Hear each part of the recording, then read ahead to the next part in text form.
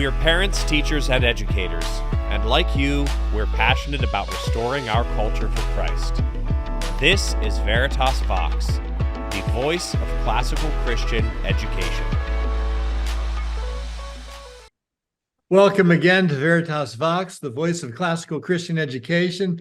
Today we have with me people I've known for a while and I have the pleasure of working with, Cindy Felso and Michael Eatmon. Welcome, guys.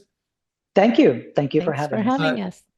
Cindy and Michael are the authors of a book that is currently in production called Veritas Logic II. It's the second of two logic texts that we're producing, and I thought it would be good to have them talk about what they've enjoyed doing with that book and what you as a listener might expect from it. But first, let's get you a little bit more familiar with our guests. Cindy, tell us a little bit about yourself, your family, your education, and what you do. Okay, I'm going to try to keep this to a nutshell because it's been a little bit of a long, circuitous route in my life. But I guess I could just say I set out with certain plans and God had other plans for me. As I've heard so many other people say, I started out, I was undergrad, I was an economics and finance major who had planned on a career in banking, went into banking and was miserable, absolutely miserable. But I think the writing had been on the wall for years. Ever since when I was young, I would take my younger brother, who may still blame me for this now. I would make him read books. I would make him do book reports for me. I'm a learnaholic. I love to learn myself.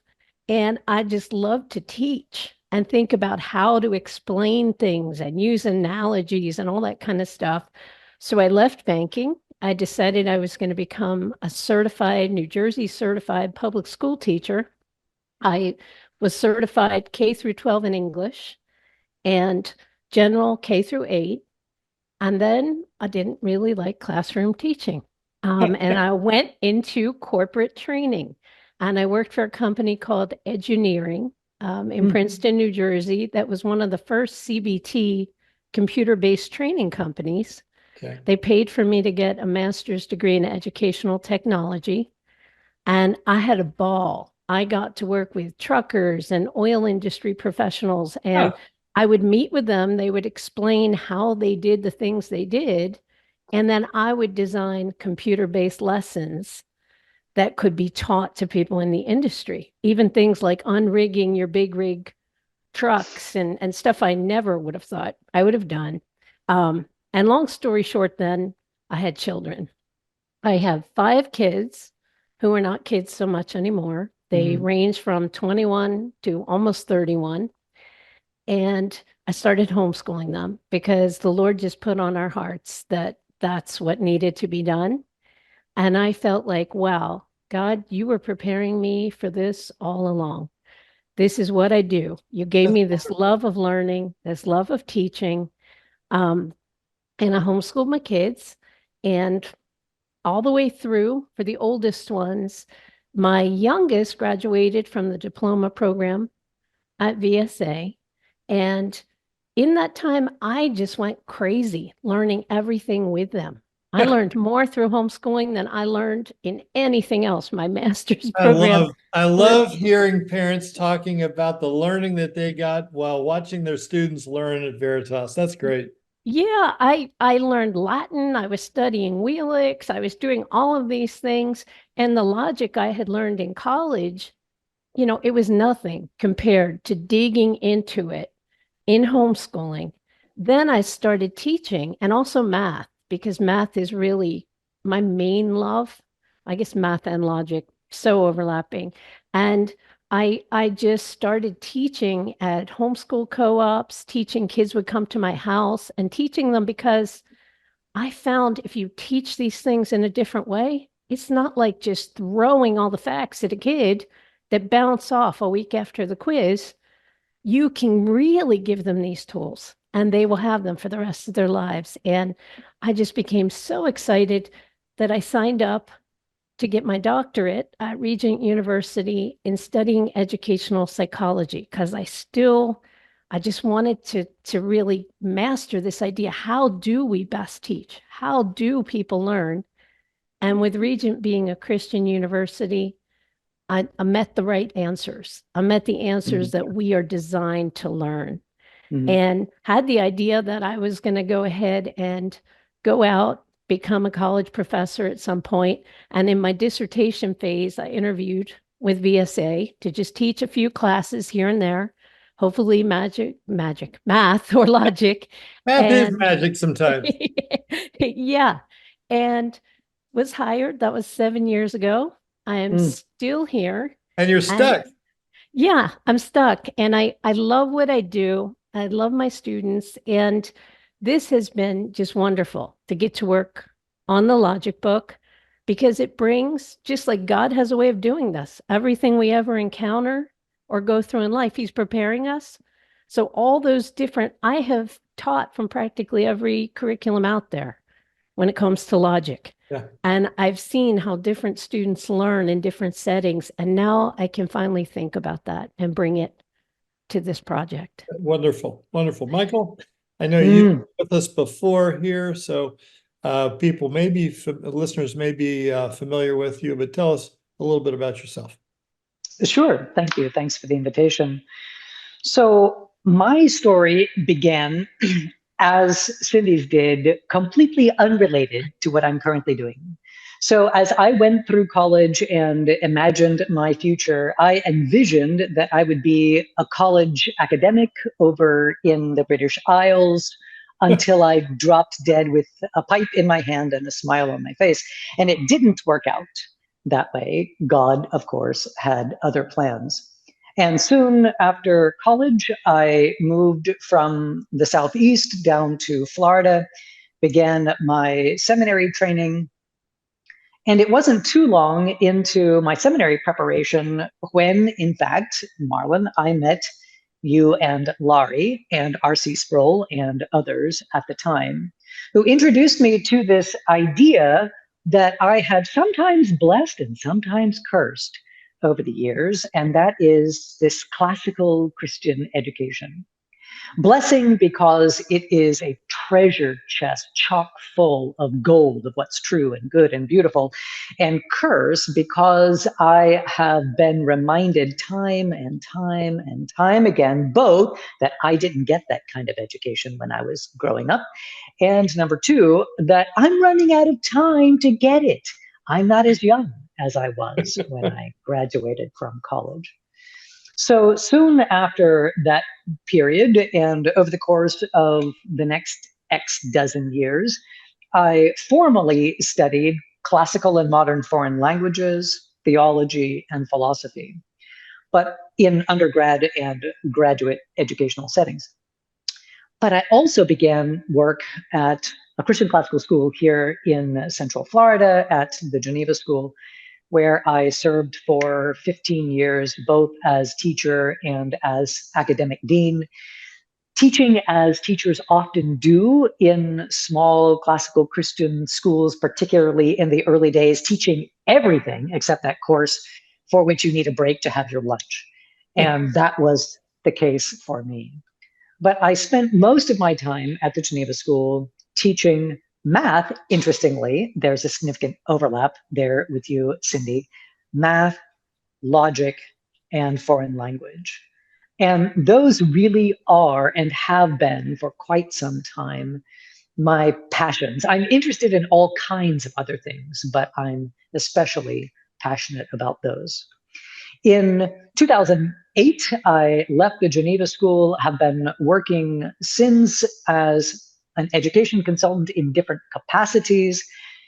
Soon after leaving the Geneva School, I worked with the Rafiki Foundation, which is an organization headquartered here in Central Florida, with work in 10 different nations of sub-Saharan Africa, working to take classical Christian education to the African continent. And I found that work oh so rewarding. And it was while representing Rafiki, in fact, I hope Rosemary Jensen isn't listening to this. It was while working with Rafiki, but attending an ACCS conference, that the Detweilers and I, Laurie, in fact, I think it was, and I reconnected. This was about 12 years ago. And this is a bit of a paraphrase, but the message that I heard was, "Hello, Michael, how are you? God loves you, and Veritas has a wonderful plan for your life," or something to that effect. And that began a reunion of my professional work and personal life's story with the Detweilers individually and with the greater Veritas family as a whole. So over the last 12 years, I have served as the director of curriculum development for Veritas Press, so the fraternal twin to Veritas Scholars Academy in the Veritas family. And I have worked on about a dozen different products and projects, some of which are ink on paper, some of which are apps. And where we find ourselves today talking about this conversation, I think represents products 12, 13, and 14, something like that. Student edition, workbook, teacher edition of Logic 2. But those were wonderful, wonderful introductions. Thank you. We're talking today about the Veritas Press Logic curriculum. The first book is out.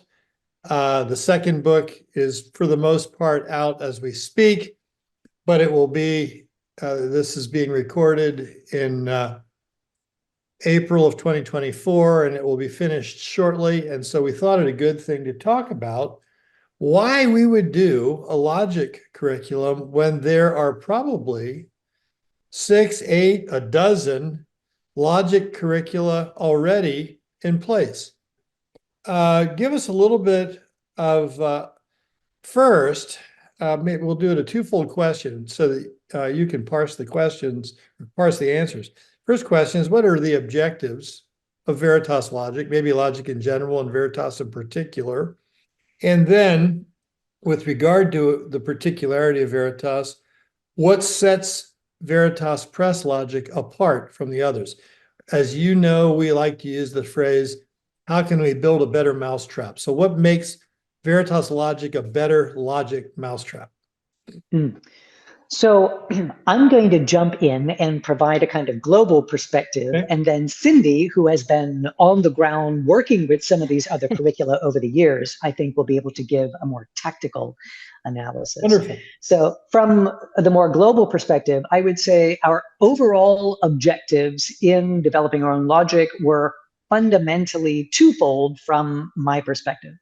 Number one was to provide the highest quality educational materials we can in the two main branches of logic. Logic 1 focuses on informal logic, which I'll unpack in just a moment, and Logic 2 focuses on formal logic. Now, within each one of those texts, then we focus on different aspects of informal and formal logic. Within informal logic, we zero in on two different kinds of reasoning, inductive and abductive reasoning. This isn't going to be a seminar on those two disciplines, so I would just encourage folks to take a look at that text. And then, as we use these as frames for the conversation, we explore four key aspects, key areas of informal logic. Number one, we take a look at its grounding in a theory of knowledge. So the first section of the book deals with epistemology.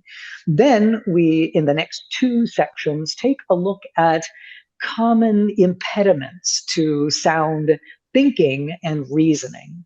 One area we look at initially is that of cognitive biases. The other area we look at is that of informal logical fallacies. These two are not the same thing. And I must add that our approach to informal logic gives, I think, a great deal of attention and too much missed attention in many other materials to cognitive biases. So cognitive biases, of course, deal with how the brain misprocesses information. It's not a reasoning defect, it's a process error. And then the fourth section in the text takes a look at the basics of argumentation theory and ethics. Book 2, Logic 2, focuses on formal logic.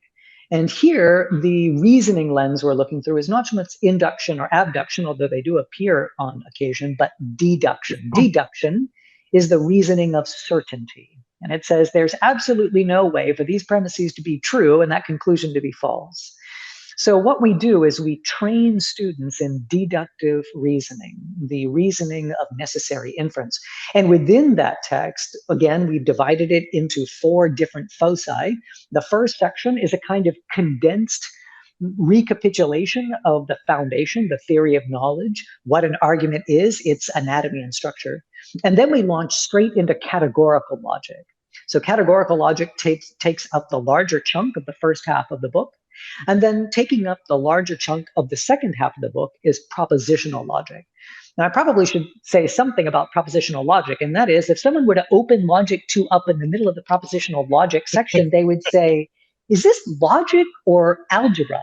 And then if they flipped a few pages later, they would say, oh, no, wait, it's geometry because that's a 2-column proof. And there is indeed a great deal of overlap and cross-pollination. And then the fourth section of the book is an introduction to debate. So I said that there were 2 macro objectives. One of them, provide the highest quality materials we can in informal and formal logic. But the second objective for me was to say, however important these skills are, however important it is to develop a good logician, I also want for our materials to help transform hearts and minds so that we have better persons who are using the tools. Wonderful. Wonderful. Cindy, what do you want to add to that? Wow, he did such a great job of just laying that out so systematically. I guess what I would like to add, I think what's been wonderful is I believe that Michael and I have just really been on the same page as far as our philosophy of education. I think we see things so much the same way. And I think we've both been on board with wanting to have those bigger goals met. And the way I think we've struck a good balance, I've only been involved with writing book 2, but I think the way that we are writing it to include teaching students through analogy, bringing in different situations, some of the narratives in it that can kind of connect what we're studying to real life, and continually repeating certain concepts so that it's not that way that many books today just kind of throw a lot. Here's all of the rules, here's all the topics, just stick in your head. And we're not doing that. We're having those really integral concepts come back over and over again. When you least expect it, it comes back up. And I think that's the best way for a student to learn. I think we're also following our Lord's command about treating others as we would have them treat us. We're loving our neighbors, these children, especially since many students will take their first logic course in the middle school years. And I know, Dorothy Sayers kind of lining it up, the different years with the different stages of classical education so that the logic stage lines up with middle school. And she pointed out that they like to start arguing, which, oh, sure, they do. But the thing is, I see it as we're bridging from a grammar stage into that logic stage. There's so much grammar they still need to get, and they're ready to just take off. They're the first day of class, in any logic class I've ever had, they start saying, when are we going to debate? And they aren't ready. They need this undergirding. And I think the way we've designed this will really give them that undergirding. Well, one of the follow-up question, which I think we're ready to jump into, is what sets it apart? What makes it a better mousetrap? And one of the things that for 2 decades was a question in my mind, which is best, to start with formal logic or to start with informal logic. And I've seen it done both ways. But the process that we went through of designing this curriculum made me realize that it is absolutely best to start with informal logic and go to formal, using one of the principles from John Milton Gregory's book, and that is to go from the familiar to the less familiar for the student. It's an aid in learning.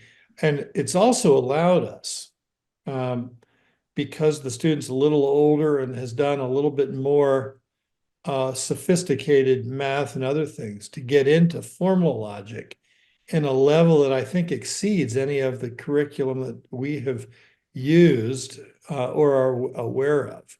But what would you all say the better mousetraps are that we've been able to create? That is a great question. There are a few different better mousetrap mechanisms that come to my mind. One of them, frankly, that began as a chapter or two one-off in book one, but I think has become an integral part of what sets us apart, is the casual and even narrative interaction that goes on, not only with the characters. I mean, honestly, I think I'm approaching the end of book two, and I think I'm going to have to say goodbye to Rennie and Jose soon. And I'm not sure I'm ready for that. I think I might need counseling. So I appreciate that because I believe strongly, as you see in A Rhetoric of Love by Veritas Press, I believe strongly in the power of story to pull the reader in and to say, this stuff that I'm studying is not just stuff to cram into my head. This is stuff that is relevant in reality. And I can associate with Rennie. Oh gosh, my sister is like Jen. I'd love to have a teacher like Mrs. Sage-Wright, which arguably is Dr. Felso in the classroom. So I appreciate that better mousetrap idea. Another thing that I believe helps set us apart is that I am not satisfied with a mere algorithmic approach to teaching math, for that matter, or logic. Simply to say, here's the set of rules, just memorize them. Whenever you see any situation that kind of looks like this, just plug and chug. Plug it into the formula, get the answer. Don't ask questions. Yeah. I don't come from that school of thought.